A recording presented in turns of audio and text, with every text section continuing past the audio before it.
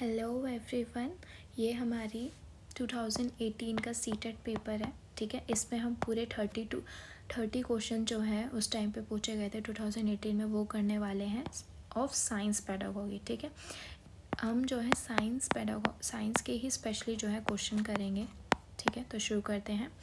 The longest snake found in the world are, जो सबसे लंबे स्नेक्स हैं वर्ल्ड में कौन से पाए जाते हैं? वाइपर्स, एनाकोंडास, बोआस या रेटिकुलेटेड पाइथॉन्स। जो इसका सही आंसर है वो आएगा आपका रेटिकुलेटेड पाइथॉन्स। ये जो है आपके साउथ ईस्ट एशिया में जो है पाए जाते हैं। Okay, now yoga is done by the people in the world because जो योगा है वो पूरे वर्ल्ड में आजकल बहुत ज़्यादा कर रहे हैं, ट्रेंड में है। वो क्यों करते हैं? फर्स्ट ऑप्शन, एक सिंपल एक्सरसाइज है। Second, it keeps people healthy, लोगों को हेल्दी रखता है। इट इंक्रीज हंगर, ये भूख बढ़ाता है। इट ब्रिंग्स हैप्पीनेस, ये खुशी लेके आता है।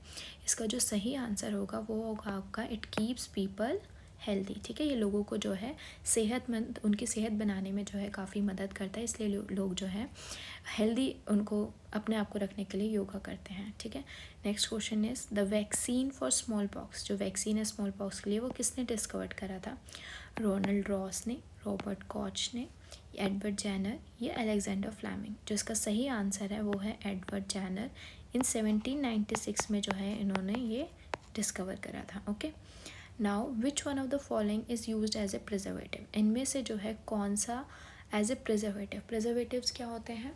जिसका इस्तेमाल जो हम चीज़ों को स्पॉइल ना हो, वो ख़राब ना हो, उनके लिए इस्तेमाल करते हैं। Copper sulphate, sodium benzoate, ammonium sulphate या सोडियम क्लोराइड। इसका जो सही आंसर है वो आपका सोडियम बेंजोएट आएगा।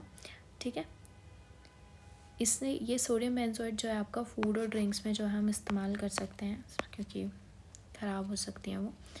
अब आता है आपका next question, east is use for the production of. East जो है हम इस्तेमाल करते हैं, उसका प्रोडक्शन ऑफ क्या प्रोड्यूस होता है उसको इसके इस्तेमाल से? एल्कोहल, कर्ड, शुगर या कॉमन सॉल्ट। इसका जो सही आंसर है वो आपका क्या आएगा? एल्कोहल। ठीक है, ये जो है इसी वजह से ईस्ट का इस्तेमाल जो है वाइन एंड बियर मेकिंग में हम लोग करते हैं।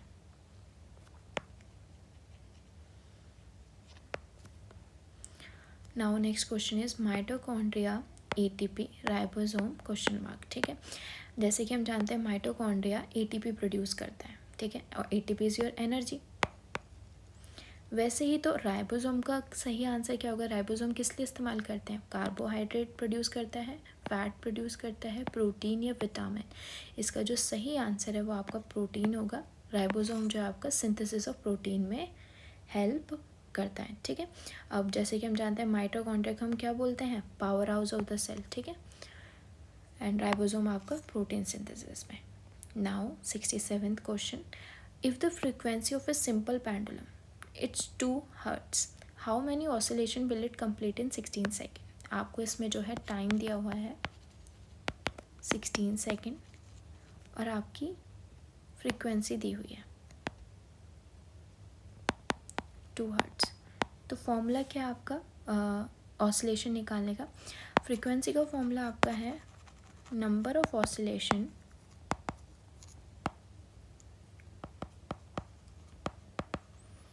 Upon time taken. अब हमें क्या निकालना है? Number of oscillation. तो टाइम को आप जो है फ्रीक्वेंसी के पास लेके जाएंगे, तो 2 × 16 is equal to number of oscillation. ठीक है, तो 32 आपका इसका आंसर आएगा। 16 2 ज़ा 32। तो ऑप्शन में आपका थर्ड में 32 लिखा हुआ है, तो ये आपका करेक्ट हो जाएगा। Okay, next question, which one of the following metal Burns if kept in air? इनमें से कौन सा ऐसा मेटल है जिसको अगर हम हवा में रखेंगे तो वो बर्न करता है? सोडियम, मैग्नीशियम, जिंक या एल्यूमिनियम। इसका सही आंसर आपका जो है सोडियम होगा। सोडियम को जो है हम एक कंटेनर के अंदर रखते हैं, ठीक है, ताकि वो जो है बर्न ना हो जाए। अगर एयर के कांटेक्ट में आए तो वो जल जाता है एकदम। कंटेनर में हम केरोसिन के साथ। ठीक है, now magnesium hydroxide MgOH2 is used as, magnesium hydroxide का हम किस लिए इस्तेमाल करते हैं? ऑक्सीडाइजिंग एजेंट है, रिड्यूसिंग एजेंट है, एंटी एसिड या फर्मेंटेशन एजेंट है। इसका जो सही आंसर है आपका एंटी एसिड के लिए इस्तेमाल करते हैं। जैसे आपको एसिडिटी हो जाती है ना, तो आप जो है मैग्नीशियम हाइड्रोक्साइड जो है ले सकते हैं ताकि आपको उसमें रिलीव मिले, ठीक है। आराम देने के लिए आपका जो ये मैग्नीशियम हाइड्रोक्साइड है उसका इस्तेमाल किया जाता है। विच one of the following gases Burns with pop sound, इनमें से कौन सी गैस जो है वो आपकी पॉपिंग साउंड के जैसे जो है बर्न करती है? Oxygen, hydrogen, nitrogen dioxide, sulphur dioxide. इसका सही आंसर क्या होगा आपका? हाइड्रोजन। ओके, हाइड्रोजन जो है एक पॉप साउंड के साथ जो है बर्न करती है। 71 question, which one of the following are example of non contact force. Non contact force का मतलब क्या होता है? जैसे कि दो ऑब्जेक्ट जो है वो एक दूसरे के कॉन्टैक्ट में लिए but there is a force, presence of force तो है but they are not in contact, they act without contact. Gravitation force, muscular force, magnetic force या बोथ 1 and 2।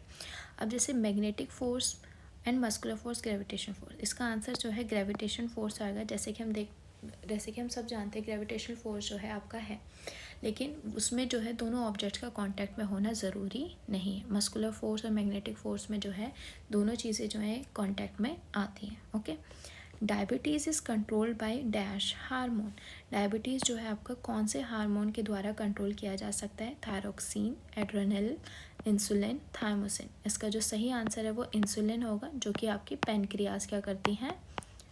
प्रोड्यूस करती हैं। Okay, now which one of the following is not a product of petroleum. इनमें से कौन सा product जो है petroleum का नहीं है?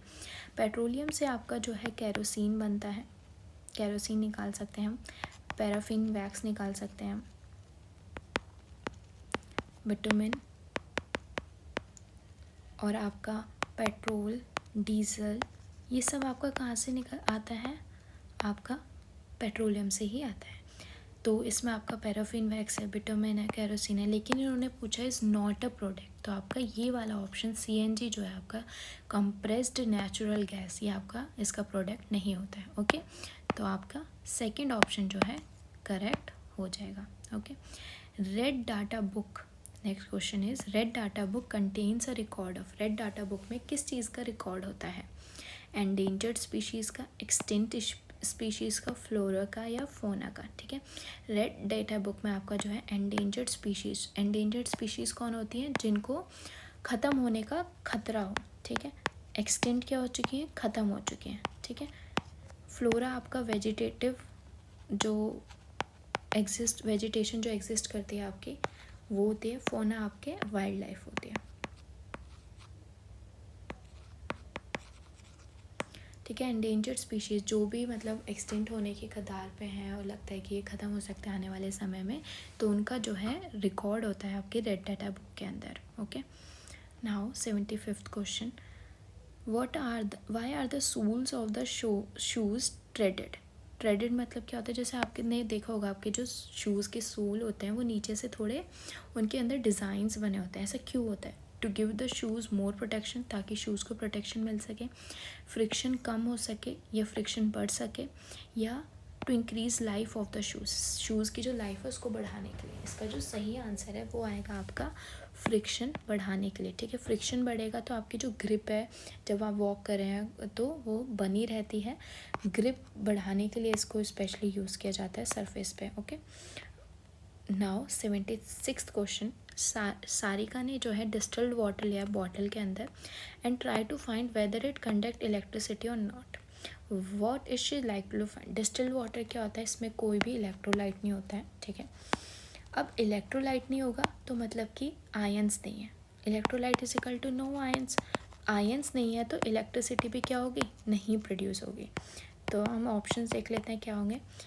ये गुड कंडक्टर है इलेक्ट्रिसिटी का, नो। ये एक इंसुलेटर है, बोल सकते हैं। ये एक पुअर कंडक्टर इलेक्ट्रिसिटी का, ये भी नन ऑफ द अबव। तो इसका जो आपका सही आंसर होगा वो होगा आपका it is an insulator. Distilled water आपका इंसुलेटर होता है क्योंकि इसमें कोई आयंस नहीं होते। आयंस नहीं होते तो इलेक्ट्रिसिटी भी नहीं प्रोड्यूस होती है।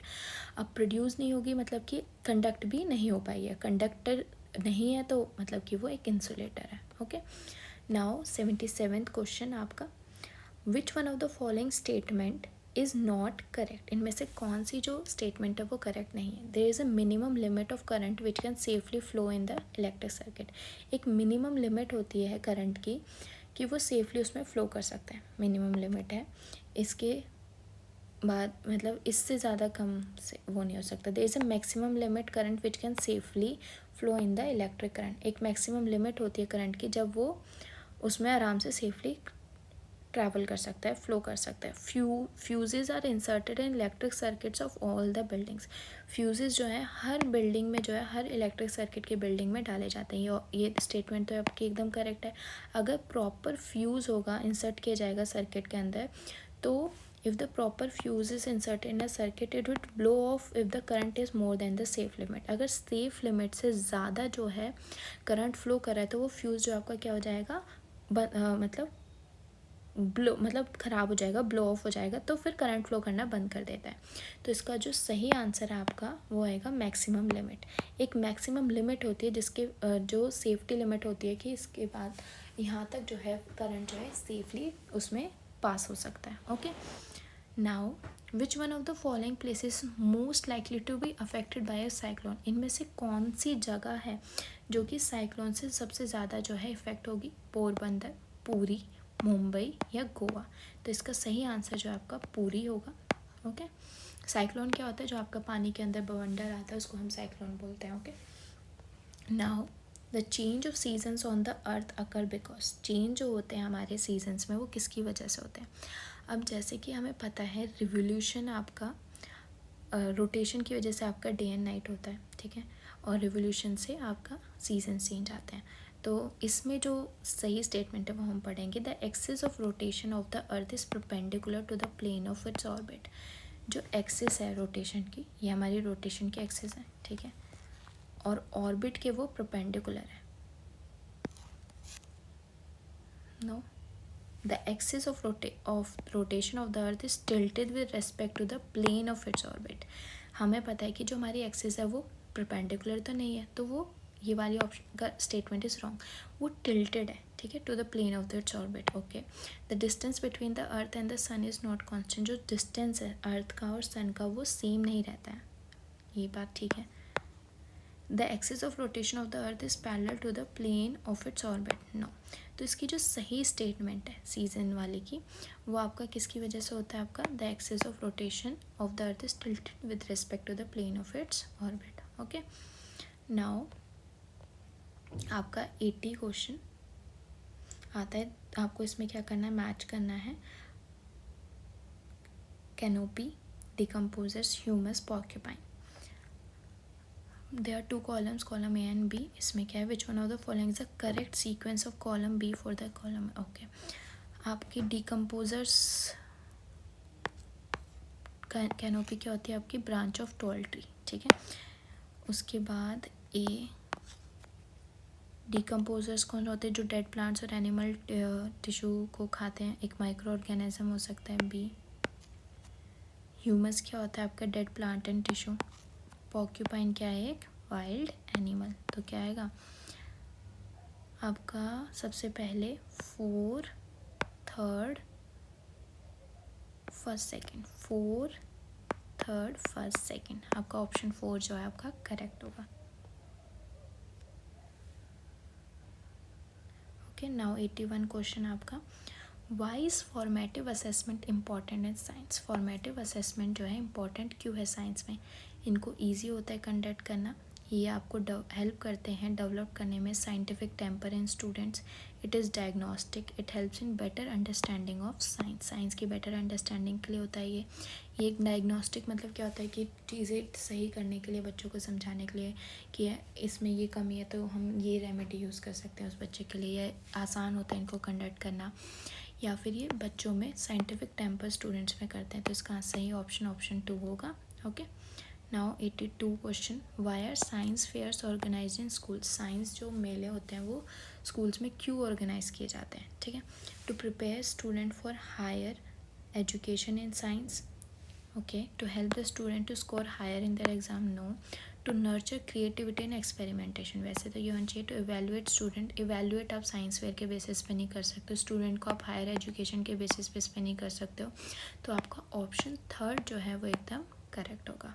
Okay, as a teacher which one of the following do you find most appropriate for scientific approach to teach. As a teacher आपको इनमें से कौन सी अप्रोच जो है सबसे साइंटिफिक लगेगी टीचिंग के लिए? स्टूडेंट्स को क्लैरिफाई करना concepts of the in the class, show the use of technology for teaching concept, technology दिखाना टीचिंग कॉन्सेप्ट्स के कैसे यूज़ करते हैं उनको, give project to the students, ask the student to perform activities related to the concept, या फिर बच्चों को ये बोलना कि उस कॉन्सेप्ट से रिलेटेड जो है अब सबसे ज़्यादा इन्वॉल्व जिसमें बच्चे का दिमाग इसमें यूज़ हो रहा है वो आपका ऑप्शन 4 है। ठीक है, प्रोजेक्ट में भी हो रहा है, लेकिन यहाँ पे जो ऑप्शन 4 में उसमें बच्चा इन्वॉल्व हो रहा है, खुद से एक्सपेरिमेंट करेगा, एक्टिविटी करेगा, तो ये आपका बेस्ट ऑप्शन होगा। Okay, now 84 question, according to NCF 2005 good science education जो is true to life, what does this mean? अच्छी साइंस एजुकेशन जो है लाइफ के लिए सही है, मतलब अच्छा विज्ञान शिक्षा जीवन के प्रति सत्य होती है। Science should prepare the child to world of work. Okay, science should be able to engage the child meaningfully, science should enable the child in learning the process of acquiring scientific knowledge, science should help in living easy life. तो इसके according आपका कौन सा होना चाहिए? इसमें जो option third है, इसमें जो है कि वो साइंटिफिक नॉलेज जो है एक्वायर करे, उसके लिए एबल हो वो, तो ऑप्शन थर्ड आपका एकदम करेक्ट होगा। Okay, now 85 question, which one of the following is not a quality of A scientific attitude. Okay, open mindedness, scientific अगर आपको माइंड रखना है तो उसमें जो है आपको हर चीज़ के लिए जो है ओपन रहना चाहिए, उसको ग्रैब करने के लिए ये नहीं होना चाहिए कि नहीं ऐसे मैं नहीं मान सकता इस चीज़ को। ठीक है, क्यूरियोसिटी टू लर्न होना चाहिए, objective in approach to problem होना चाहिए, हार्ड वर्क। तो आपका ऑप्शन 4 जो है यहाँ पे सूटेबल नहीं है, तो ये करेक्ट हो जाएगा। ठीक है, साइंटिफिक एटीट्यूड क्वालिटी में ये नहीं आता है। Okay, Hari wants to teach the circular motion to class 6। Hari जो है बच्चों को सर्कुलर मोशन पढ़ाने वाला है क्लास 6 के। विच one of the following is will be the best method of teaching? Discuss करके, एग्जाम्पल देके, डेमोस्ट्रेट करके। डेमोस्ट्रेट में क्या होता है? खुद करना होता है, लेकिन एक्टिविटी बेस्ड टीचिंग में क्या होगा? वो बच्चों को एक्टिविटी देगा, बच्चे इन्वॉल्व उसमें होंगे, तो ये सबसे बेस्ट आपका जो है मेथड माना जाएगा आपका इसमें। Now 87th question, which one of the following is important aim of learning science? Science को लर्न करने के लिए सबसे इम्पॉर्टेंट एम क्या है? नॉलेज साइंस की होना, इंफॉर्मेशन साइंस कंटेंट के ऊपर कलेक्ट होना, to imbibe the value of honesty, integrate and cooperation among learners, to help the fellow colleagues in getting knowledge of science. ठीक है, तो इसमें जो है कौन सा होगा? अगर हम नॉलेज लें साइंस की, ये इसका इम्पोर्टेंट एम है, या फिर साइंस कंटेंट पे जो है इंफॉर्मेशन कलेक्ट करना, या फिर वैल्यूज़ जो ऑनेस्टी की, इंटीग्रिटी है, कॉपरेशन है। अब जैसे ये वैल्यूज़ मानते हैं ये सही होनी चाहिए, लेकिन साइंस में नहीं आ रहा है आपका। ठीक है, तो ऑप्शन 2 आपका करेक्ट होगा। Okay, now the continuous and comprehensive जो इवैल्यूएशन है वो जो है साइंस के अंदर क्या मतलब होता है उसका? समेटिव एंड फॉर्मेटिव असेसमेंट, ज़्यादा फ्रीक्वेंट टेस्ट और एग्जामिनेशन होना, routine activities and exercises to assess learning, या evaluation of all aspects of science. ठीक है, इसका जो सही आंसर है वो आपका क्या होगा?